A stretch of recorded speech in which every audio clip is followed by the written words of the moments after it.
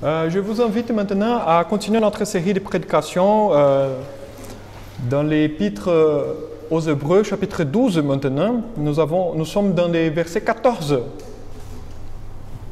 Alors c'est la deuxième prédication sur ces versets 14, très riche. Donc je vous invite, Hébreux 12, verset 14.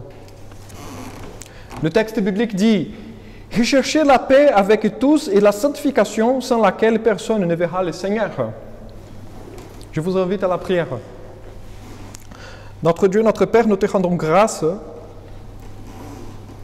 parce que tu es un Dieu bon et tu ne nous traites pas selon nos mérites, nos péchés, nos œuvres, nos paroles, nos mots, mais tu nous traites avec amour et avec grâce.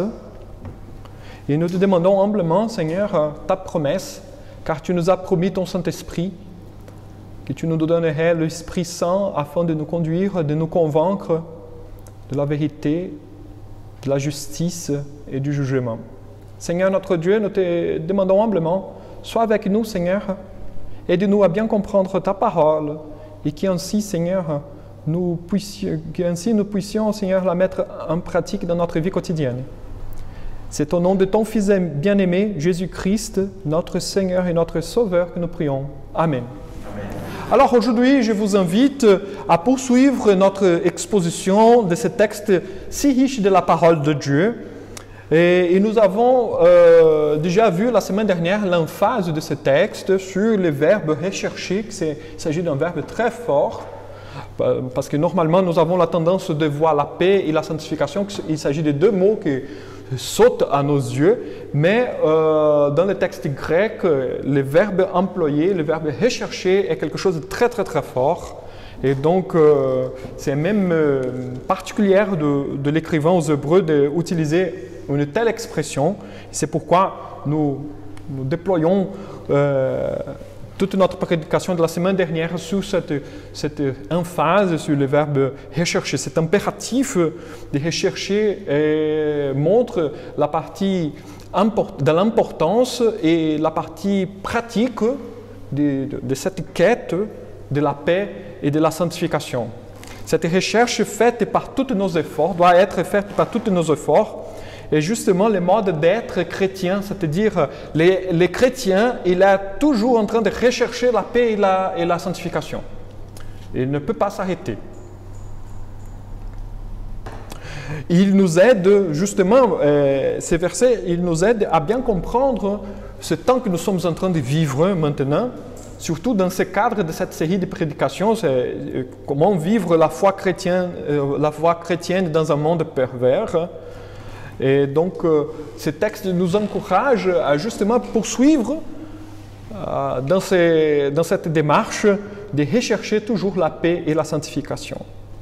Nous sommes toujours, comme je dis la semaine dernière, nous sommes toujours partagés entre cette vie terrestre et la vie céleste, entre le péché si séduisant et la sainteté divine, entre une fausse religion séculaire de notre société et centrée sur nous-mêmes et la vraie religion de Jésus-Christ qui nous libère, qui nous délivre de cette tyrannie de notre ego.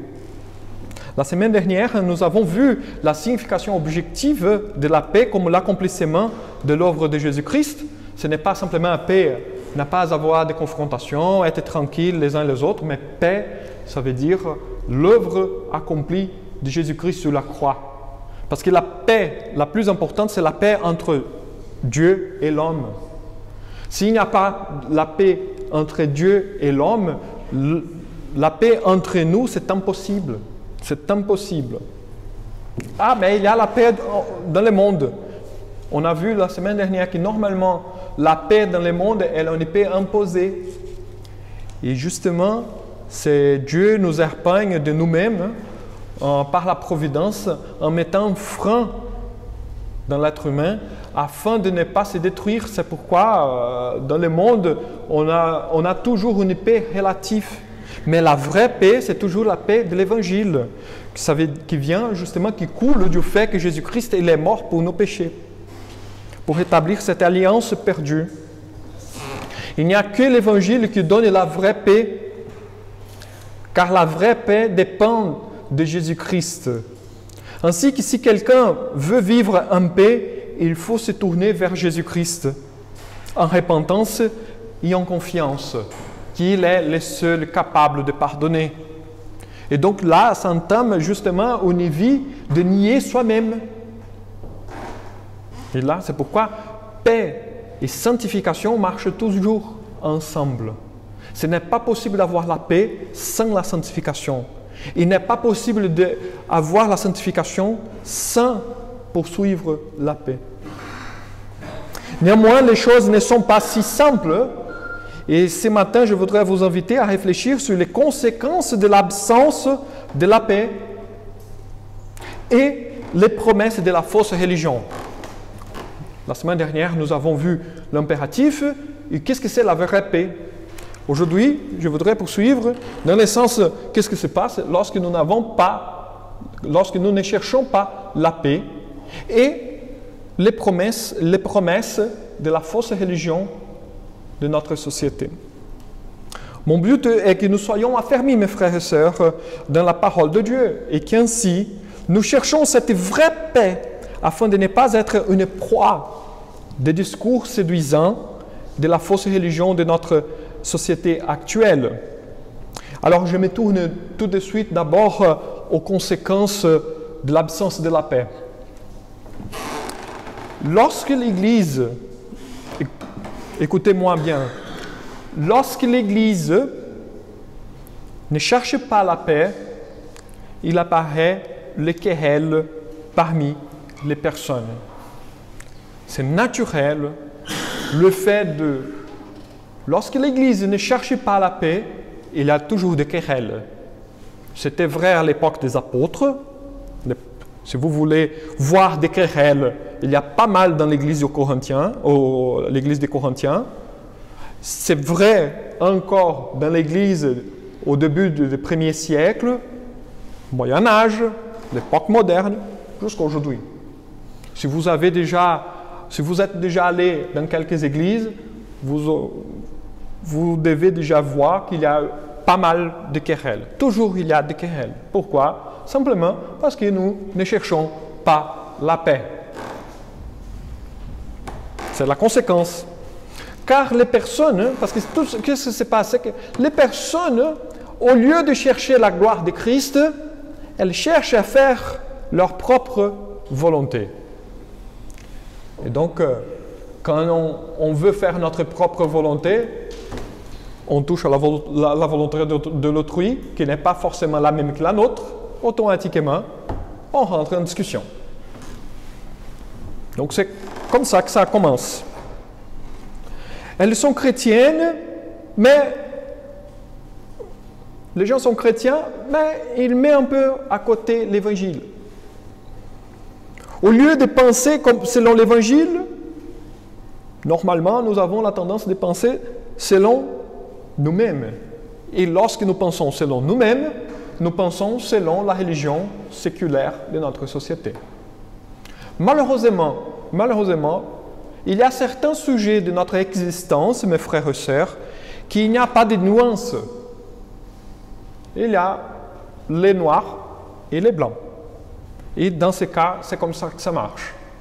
Soit nous pensons selon l'Évangile, soit nous pensons selon nous-mêmes, selon la religion de notre société. C'est comme ça que ça marche, malheureusement. Bien sûr qu'il y a certains sujets qui sont beaucoup plus nuancés. La vie, elle n'est pas simplement noir et blanc. Mais au niveau de l'Évangile, c'est soit l'Évangile, soit une fausse religion. Il n'y a pas de vide. Vous comprenez? C'est ça que je veux dire aussi. Il n'y a pas de vide dans le cœur humain, dans le sens « Ah, je suis indifférent, complètement indifférent au niveau de religion. » Non, soit tu confesses une religion, soit tu confesses une autre religion. C'est toujours comme ça.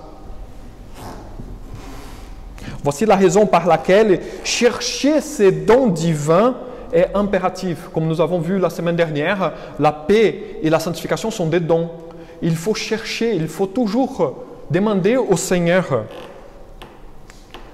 Et justement pour ne pas penser, ne pas vivre selon la religion fausses de notre société, il faut toujours être à la recherche de la paix et de la sanctification.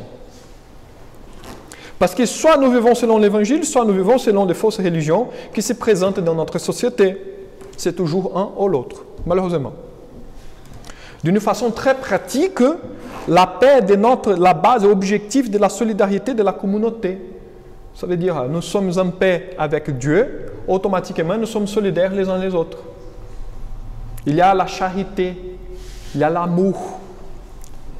Et je parle de charité, non simplement parce que le mot charité, il fait, comment je pourrais dire, il est plutôt comme une sorte de sentiment, il a une empathie. Donc avoir une empathie vers l'autre, vers l'autrui. C'est une expression de la réalité de l'accomplissement de Christ. Ça veut dire, je cherche la paix, j'ai plus de compassion, j'ai plus d'empathie vers l'autrui. Et lorsque la personne essaye de me faire du mal, j'essaye de la comprendre quand même. La paix doit être activement poursuivie parce que ce don du Christ reçoit une visibilité dans la solidarité de la communauté. Et donc, lorsque nous avons vraiment la paix avec Christ, lorsque nous cherchons, l'Église cherche la paix comme un don de la part de Dieu, automatiquement, elle va être en paix avec elle-même. Toutes les personnes seront en paix aussi. Et là, la solidarité entre nous va s'avérer quelque chose d'important, comme un fonctionnement. Cela montre la visibilité de notre solidarité. Nous sommes une communauté paisible. Elle se manifeste également dans la solidarité de la responsabilité du bien-être les uns pour les autres, à la mesure de nos conditions. Donc, quand nous sommes en paix, quand nous avons la paix parmi nous, automatiquement, nous arrivons à voir le besoin de chacun de nous pour chercher le bien-être de chacun. Vous voyez la dynamique? Nous sommes en paix avec Dieu par les sacrifices de Jésus-Christ. À partir de ces faits découle le fait que nous avons la paix parmi nous. Et puisque nous avons la paix parmi nous, nous cherchons justement à être solidaires les uns et les autres. Nous cherchons le bien-être. Je pense toujours à mon frère, à ma sœur. Qu'est-ce que je peux... Ma question est toujours, qu'est-ce que je peux faire pour que mon frère ou ma sœur soit bien? Vous voyez la différence de la pensée? Ça est la paix qui est en train d'être poursuivie. C'est comme ça que l'apôtre Pierre nous enseigne lorsque nous avons lu 1 Pierre chapitre 3, verset 10 et le verset 11, qui dit « Si quelqu'un en effet veut aimer la vie, si vous aimez la vie, par exemple, moi j'aime la vie. Si quelqu'un veut aimer la vie et voir des jours heureux, moi je veux être heureux. Je ne sais pas vous, mais moi je veux être heureux. Donc qu'est-ce que je dois faire, l'apôtre Pierre? Il dit qu'il préserve sa langue du mal. Il s'élève des paroles trompeuses. Oh, c'est quelque chose d'assez compliqué déjà, hein? Qu'il s'éloigne du mal et fasse le bien. C'est justement une conversion radicale dans un mode d'être pour un nouveau mode d'être. Qu'il s'éloigne du mal et fasse le bien. Qu'il recherche la paix et la poursuive. Vous voyez comment ça marche? Et là, on aura une vie bienheureuse. C'est là la recette biblique pour avoir de bonheur dans la vie. Faire le bien. Parce que ce n'est pas que les bonnes choses vont tomber du ciel pour nous, mais que Dieu, dans notre cœur, va nous donner une paix et une satisfaction dans l'intérieur de notre cœur qui vaut beaucoup mieux, beaucoup plus que n'importe quelle richesse et quoi que ce soit de ce monde. C'est là est la grande question de la paix qui vient de Dieu. Et lorsque nous cherchons à faire le bien, lorsque nous cherchons le bien-être de notre frère, de notre sœur, automatiquement, nous sommes rassasiés. Alors, quand il manque la paix, il y a le querelle. Mais quand il y a la paix, quand la paix elle est poursuivie, automatiquement, les personnes sont bien avec les uns et les autres. Non parce qu'ils sont de bonnes personnes, mais parce que justement, ils sont envahis par cette grâce et cette satisfaction personnelle, car ils sont en train de se mettre au service du prochain. Alors maintenant, nous devons faire une précision importante. Le texte dit « Recherchez la paix avec tous ». Recherchez la paix avec tous. Qui sont les tous selon le texte? Et là, la question. Qu'est-ce que l'écrivain aux Hébreux veut dire par tous? C'est toute la personne, toutes les personnes, n'importe qui. Or, le contexte indique la paix avec tous les autres membres de la communauté de l'Alliance. Et non toutes les autres personnes du monde entier, sans discernement. Vous voyez? Ce n'est pas chercher la paix avec toutes les personnes d'une façon indiscriminée. Parce que cela, d'abord, c'est impossible. C'est impossible. Et la Bible n'est pas démesurée, elle ne donne pas des idéaux ou des utopies. Donc, la Bible ici nous enseigne justement pour chercher d'abord à avoir la paix avec tous les autres membres de la communauté de l'Alliance, dans l'Église d'abord. Parce que c'est bizarre. Imaginez, je vous invite à faire un exercice de réflexion. Essayez de vivre en paix avec tous, n'importe qui, au dehors de l'Église, mais dans l'Église, on est quelqu'un qui est relou. Comment ça se marche? Si on n'arrive pas à avoir la paix parmi nous, est-ce que vraiment, vous pensez que vraiment on aura la paix avec les autres personnes à l'extérieur de l'Église? Si nous ne prenons pas soin de notre propre maison, on va prendre soin de la maison d'autrui. Donc la Bible a dit, ayez la paix parmi vous d'abord. Recherchez la paix d'abord dans la communauté locale. Faire cela, il semble être très facile. Non, il n'est pas très facile. Mais si vous réussissez déjà à faire ça, vous allez voir la différence que fera dans le monde. Cela ne veut pas dire qu'être en paix avec les autres personnes n'est pas important. Et là, c'est bien important, bien à remarquer. Mais le texte veut souligner que le mode de vie en paix est caractéristique de la vie de la communauté de l'Alliance. Être en paix est une caractéristique de l'Église en tant que communauté de l'Alliance. Car elle a déjà la paix avec Christ, avec Dieu par Christ. Donc, automatiquement, cela en conséquence, doit couler dans la vie communautaire. Elle doit réfléchir la paix du royaume de Dieu. La paix de l'Église, la paix dans l'Église, elle est essentielle. Si les gens veulent vivre vraiment en paix, ils doivent suivre l'Évangile plutôt que les autres fausses religions. C'est ça. C'est pourquoi je dis, ce n'est pas possible d'avoir la paix avec tout le monde. N'importe qui. Parce que si une personne dans notre monde, dans notre société corrompue, par exemple, elle est en train de vivre dans sa religion, et religion ici, je souligne, ce n'est pas simplement « Ah, je suis musulman, je suis juif, je suis n'importe quoi ». Non, c'est vraiment la religion centrée sur nous-mêmes, sur l'être humain, qui cherche la satisfaction dans les choses de ce monde. Là est la religion de la personne. Elle n'a pas besoin. Elle peut dire « Ah, je suis athée », mais elle est religieuse quand même. Si la personne veut vivre en paix, il faut embrasser l'Évangile. L'Évangile est exclusif. Il n'y a pas de concession. On peut bricoler philosophiquement, donner une réponse que c'est possible d'avoir la paix hors du christianisme. Mais cela est la bêtise. Et je veux revenir à ce point dans notre deuxième point dans cette prédication, les promesses de la fausse religion. Donc, pour terminer cette partie, la paix dans l'Église est essentielle et justement, si quelqu'un veut vivre en paix, il faut embrasser l'Évangile. Voici le message de l'écrivain aux Hébreux. De cette manière, l'Église montrera sa pertinence au milieu du monde, par la démonstration de cet nouvel ordre social basé sur la vraie paix apportée au Christ. Et là, c'est la beauté de l'Évangile et la beauté de l'Église.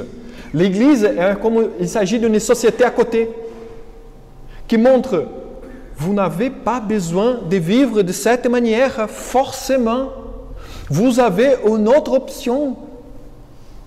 L'Église montre que c'est possible vivre autrement, c'est possible vivre dans ce monde pervers d'une façon paisible.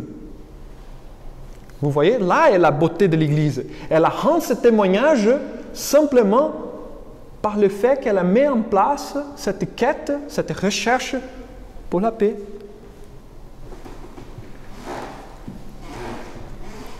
Elle a un nouvel ordre. Et donc, à ce sujet, maintenant, on revient au deuxième point de cette prédication, qui est la promesse de la fausse religion. Les promesses, en effet. Néanmoins, la fausse religion de notre société nous propose trompeusement que c'est possible de vivre vraiment en paix sans servir à Dieu. Et là, c'est une chose, une tromperie qui vient toujours. C'est possible de vivre en paix sans Christ. Et ce n'est pas le cas. C'est là un grand mensonge. Et nous, les chrétiens, nous devons laisser clair, c'est fait par une vie qui cherche la vraie paix et la sanctification. Ce n'est pas facile, car nous sommes des pécheurs qui essayent toujours de vivre ensemble. Donc, forcément, on va se frotter, c'est naturel. Mais en tant qu'Église, on essaye de chercher la paix toujours. Néanmoins, nous devons chercher ces deux dons de Dieu. Et c'est là qu'il nous commande à faire. Bien sûr qu'il y a toujours des disputes dans l'Église. On dit, mais il y a toujours des querelles dans l'Église, il y a toujours des disputes. Mais bien sûr qu'il y a, c'est des pécheurs qui sont tous ensemble. Mais la différence, c'est qu'ils sont en train de chercher. Ils sont en train de s'améliorer, ils sont en train de vraiment de chercher à vivre bien avec eux par la puissance de l'Esprit Saint et non par la puissance de leur propre force. Et là, c'est quelque chose il n'y a pas de comparaison dans la société. Comme je dis la semaine dernière, la paix de la société est toujours une paix imposée, soit par une armée, soit politiquement, est toujours de l'extérieur vers l'intérieur. Mais la paix parmi les chrétiens, c'est quelque chose qui vient de l'intérieur vers l'extérieur, qui est faite, qui est poursuivie à partir de chacun de nous.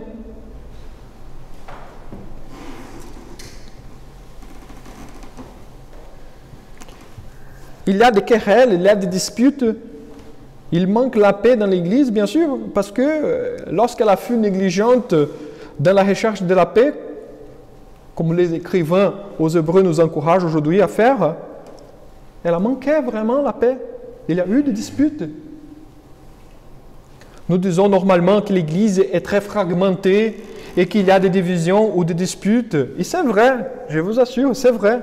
Mais nous avons besoin de reconnaître que tout cela est arrivé lorsque nous n'avons pas cherché la paix et la sanctification avec tous nos efforts. Comme l'écrivain aux Hébreux est en train de nous dire. Comme l'apôtre Pierre est en train nous a dit aussi. Ceux qui jouissent des bénédictions de la nouvelle alliance doivent être unis pour poursuivre sérieusement la paix, qui est à la fois signe et don de Dieu. Par contre, la fausse religion actuelle toujours cherche à relativiser les principes de vie de l'Évangile. Et là, c'est une chose très importante à bien comprendre comment ça marche. Les plus grands problèmes arrivent lorsque quelques chrétiens sont persuadés par cette relativisation. La fausse religion de notre société essaye toujours de relativiser les principes du christianisme. Et en même temps, il prête de nous ces principes de vie pour que ça fonctionne. Vous voyez, la religion séculaire, la religion de notre société, elle n'est pas cohérente. S'il s'agissait du cas, on sera toujours à la guerre. Mais pourquoi on n'a pas la guerre? Pourquoi nous sommes encore bienveillants? Pourquoi les gens à l'extérieur semblent avoir une sorte d'amour, de charité, qui sont bienveillants vers les uns les autres, que nous avons une sorte de souci, que nous cherchons toujours plutôt à avoir la paix qu'à avoir la guerre? Qu'est-ce qui se passe? Justement parce que la fausse religion de notre société actuelle prend des valeurs, des principes du christianisme et met en place selon leur manière, dans leur façon de vivre. Par contre, cette même religion séculaire de notre société essaye de relativiser le christianisme afin de montrer être chrétien et ne pas être chrétien, c'est la même chose. Vous voyez? Parce que si le christianisme est vrai, mes frères et sœurs, c'est là est la question la plus problématique. Si le christianisme, il est vrai, les gens qui ne sont pas là aujourd'hui sont perdus. Ils ont des problèmes. C'est les paris toujours, je vous raconte toujours les paris de Pascal dans son livre Pensée, vous avez déjà bien lu pendant le temps du bac, mais les paris de Pascal est justement cela. Si le christianisme, il est faux, pas de problème, je vais mourir, c'est fini. Il n'y a rien au-delà de la vie. Mais si le christianisme, il est vrai, nous avons du problème car nous devons rendre compte devant un Dieu. La fausse religion de notre société veut les bonnes choses qu'il n'y a que dans le christianisme, paix, par exemple, charité, amour, mais en même temps, elle veut détruire le christianisme parce que s'il est vrai, nous aurons des problèmes à la fin. C'est là et les fausses promesses. Et le problème, c'est qu'il y a des chrétiens qui tombent dans ces pièges, qui sont pris dans cet guet-apens de la relativisation. Et non, la paix est quelque chose d'exclusif du christianisme. Et exclusivité, quand on parle, si vous avez déjà remarqué, dans notre société, si on parle des religions, les gens seront preneux. Ils vont dire, mais c'est bien d'avoir une religion. Le problème dans notre société actuelle, c'est que quand on dit, non, cela est exclusif du christianisme, l'exclusivité, les gens n'aiment pas. Notre société est typiquement la société de la religion grecque, un panthéon de dieux. Peu importe, tu peux avoir les dieux que tu veux. Mais le problème, c'est que le christianisme, il dit, il n'y a qu'un seul vrai Dieu. Et là, pour notre société, c'est quelque chose d'inconcevable. Le problème, ce n'est pas croire en Dieu et dire qu'il n'y a qu'un seul Dieu. Parce que le fait que tu dis qu'il n'y a qu'un seul Dieu, tu es en train de dire que leurs dieux sont faux. Et les gens sont attachés énormément à leur Dieu. C'est pourquoi je vous dis, ne soyez pas étonnés. Si on brise les chaînes de quelqu'un dans une prison, et la personne demeure encore. Car peut-être les chaînes sont plus confortables que la liberté. Les chaînes sont plus confortables que la liberté. Il y a des gens qui aiment être comme ça. Et c'est ça notre société. Les gens aiment avoir leur Dieu, même s'ils sont faux.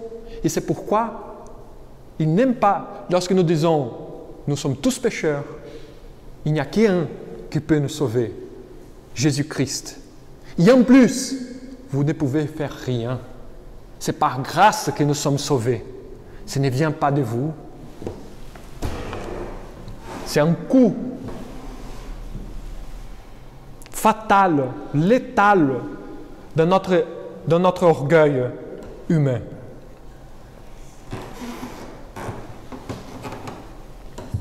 Lorsqu'au lieu de mettre en pratique les commandements de la parole de Dieu, nous avons préféré faire notre propre volonté au lieu de suivre Dieu. Nous avons choisi suivre notre cœur. Il y a toujours des querelles, toujours des bagarres.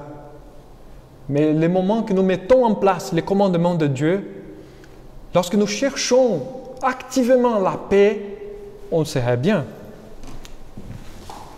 C'est ça, vivre la foi chrétienne dans ce monde pervers.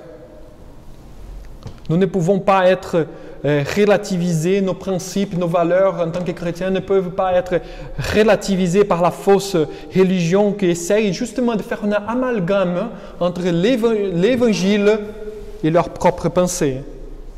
Par la ruse de ce monde, les chrétiens sont persuadés que la paix entre les non-chrétiens est si bonne que la paix entre les chrétiens. Vous voyez la ruse? C'est possible d'être en paix comme les chrétiens. Non, ce n'est pas vrai. Ce n'est pas vrai. D'abord parce que, comme je dis, c'est un paradigme. La paix du monde est toujours de l'extérieur vers l'intérieur. Tous les êtres humains ont un trouble dans leur cœur. Ils cherchent quelque chose. Car ils sont créés selon l'image de Dieu. Ils devraient tous rendre gloire à Dieu. Ils ne sont pas en train de le faire. Donc la paix dans le monde est toujours extérieure vers l'intérieur. La paix chrétienne est toujours l'intérieur vers l'extérieur, car nous avons déjà trouvé ce qui nous manquait dans notre cœur. Nous avons la paix avec Dieu, car Jésus-Christ est venu nous chercher. Donc elle est différente, la paix. Ce n'est pas possible avoir la même paix, chrétien et non chrétien. Tant mieux pour eux s'ils sont en train de vivre, tant mieux pour non-chrétiens s'ils sont en train de vivre en paix. Cela simplement démontre que la providence de Dieu freine les péchés des gens.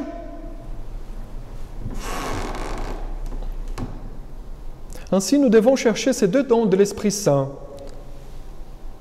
afin de montrer vraiment ce qui est la paix selon la sainteté. Et je me dirige déjà à la conclusion de cette prédication et je voudrais conclure et donner quelques pistes pour que nous puissions mettre en pratique dans notre vie quotidienne et vous allez voir que ça marche. Afin de conclure, je voudrais souligner que la paix de Christ doit être recherchée avec toutes nos forces, car c'est un don que Dieu a mis à notre disposition. Comme je dis, à la semaine prochaine, avoir paix, ce n'est pas être en paix tranquille avec tout le monde. C'est justement l'œuvre de Christ pour nous, l'évangile prêché. Pour chercher la paix, nous devons agir. Nous devons montrer la solidarité les uns aux autres d'abord au niveau de notre communauté. D'abord, nous manifestons la solidarité parmi nous, puis nous serons capables d'être solidaires avec quelqu'un d'autre. La paix que Christ nous donne doit réfléchir d'abord la relation en paix que nous avons avec Dieu. Car n'importe qui peut aider l'autrui. Mais quelle est la différence de la solidarité chrétienne avec la solidarité humaine? Le fait que je suis solidaire car Christ m'a racheté de mes péchés. Servir Dieu d'abord, toujours. Et comme un signe de notre dévotion à Dieu, nous nous tournons vers notre prochain. En tant qu'Église, notre façon d'être en dévotion au Seigneur doit être claire, car la fausse religion de notre société sont très claires. L'Église doit manifester la paix et en manifestant son origine céleste et non terrestre. Nous devons chercher la paix, même si cela implique la confrontation du faux, du mensonge et de l'illusion. Car les gens à l'extérieur, ils sont dans une chaîne de ténèbres. Ils ne savent pas, ils ne connaissent pas la vraie paix qu'il y a en Jésus-Christ. Et donc, il faut vraiment prêcher l'Évangile pour que les gens puissent se rendre compte. Il y aura la confrontation, oui, bien sûr, mais c'est le seul moyen pour que quelqu'un soit sauvé, qui atteint à cette vraie paix. Suivons donc les conseils du livre des Proverbes sur les personnes pour éviter les querelles parmi nous. Comme dit le Proverbe 17, 14, commencer une querelle, c'est ouvrir une digue. Avant que la dispute s'anime, retire-toi. Vous voyez, avant de commencer une dispute, retire-toi. Aussi, c'est une gloire pour l'homme, dit le texte de Proverbe 20, de s'abstenir des querelles, mais tout insensé se livre à l'emportement. Ou encore, Proverbe 25, verset 8 au verset 10, ne te hâte pas d'entrer en contestation, de peur qu'à la fin tu ne saches que faire lorsque ton prochain t'aura outragé. Défends ta cause contre ton prochain, mais ne révèle pas les secrets d'un autre, de peur qu'en l'apprenant, il ne te couvre de honte et que ta mauvaise renommée ne s'efface pas. Voilà, mes frères et sœurs, la parole de Dieu, elle est pleine de conseils pour nous donner, pour que nous puissions chercher activement la paix. Donc, je vous donne 3 ou 4 pistes pratiques. C'est pourquoi je veux dire, ayons toujours la charité dans nos conversations, en cherchant à savoir la raison par laquelle la personne parle d'une certaine manière, au lieu de répondre de n'importe quelle façon. Car notre tendance est toujours de répondre de n'importe quelle façon. Cherchons d'abord à comprendre quelle est la motivation selon laquelle la personne est en train de parler comme ça. Cherchons à voir les nuances, parce que, comme je dis, dans la réalité, il y a pas mal de choses qui sont nuancées, qu'il y a des gris. Il y a certaines choses qui sont noires et blancs, mais il y a pas mal de choses qui ont des nuances. Cherchons justement la charité, avoir l'empathie vers les uns les autres.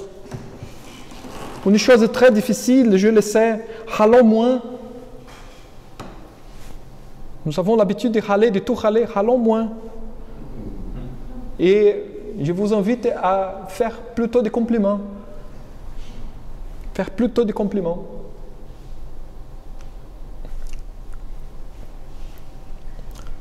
Donnons toujours le bénéfice du doute. J'aime bien cela. Moi particulièrement, je donne toujours le bénéfice du doute. Notre tendance naturelle est justement de comprendre et interpréter les mots des gens de la façon la pire possible. Attribuer aux gens la pire chose possible qu'elles sont en train de nous dire. Donne le bénéfice du doute. On ne sait pas. On ne sait pas ce qui se passe vraiment dans la tête de certaines personnes. De toute personne, on ne sait pas ce qui se passe dans la tête des gens. Alors, on donne le bénéfice du doute. Il y a des moments qu'on parle, on dit nous-mêmes en parlant des choses qui ne révèlent pas qui nous sommes vraiment. Mais puisque nous sommes dans un moment compliqué ou que nous sommes dans une situation coincée où nous sommes en train de souffrir, nous laissons sortir de notre bouche, par exemple, des choses mauvaises. Donc, je vous invite à donner le bénéfice du doute pour les gens. Il y a un conseil qui vient de l'épître de Jacques, chapitre 1, verset 19. « Soyons prompts à écouter et lents à parler. » Toujours prompt à écouter d'abord et lent à parler. Parce que dans la multitude des paroles, on pêche. Et si on reste en silence, comme dit le texte des Proverbes, même les fous, ils passent comme un sage. Donc, lent à parler et prompt à écouter. Je vous invite à la prière.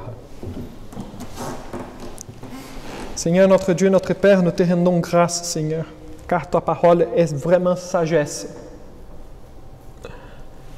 Tu nous donnes de vrais conseils, Seigneur, pour bien vivre dans ce monde pervers. Comme c'est compliqué, Seigneur, c'est difficile, énormément.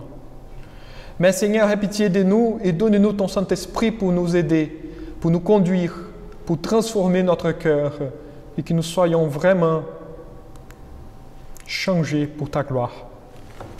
Seigneur, notre Dieu, que nos paroles notre vie cherche toujours te servir, cherche toujours ta gloire.